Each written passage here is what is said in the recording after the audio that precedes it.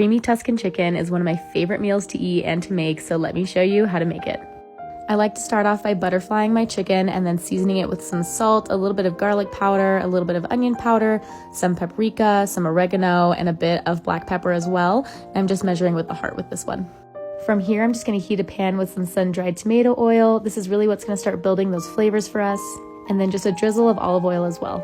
Once that comes up to heat, we're gonna go ahead and lay down our chicken and sear on both sides. While our chicken's cooking, let's go ahead and prep our veggies. This recipe has really simple ingredients. We're just gonna split some cherry tomatoes in half and then cut one whole shallot or a half of an onion, whatever you have on hand, and crush a few cloves of garlic as well.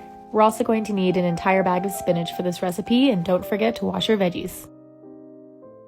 Once our chicken has nice color on both sides, we're gonna remove that from the pan and toss in our shallots as well as our garlic. Go ahead and let these cook for about 3 to 5 minutes until they get nice and aromatic. For a fun addition, I like to add some mushrooms to this dish. They lend themselves really well to the tomatoes and the wine. Speaking of wine, we're going to deglaze the bottom of our pan with some dry white wine before tossing in our cherry tomatoes, and I like to add some of those chopped sun-dried tomatoes as well.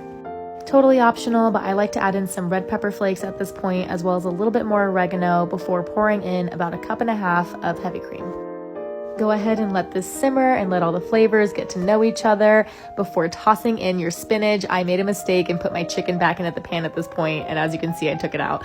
So just toss in your spinach first, let those get to know each other, let the spinach wilt down a little bit, add in some Parmesan cheese, and then we're gonna tuck our chicken back into the sauce.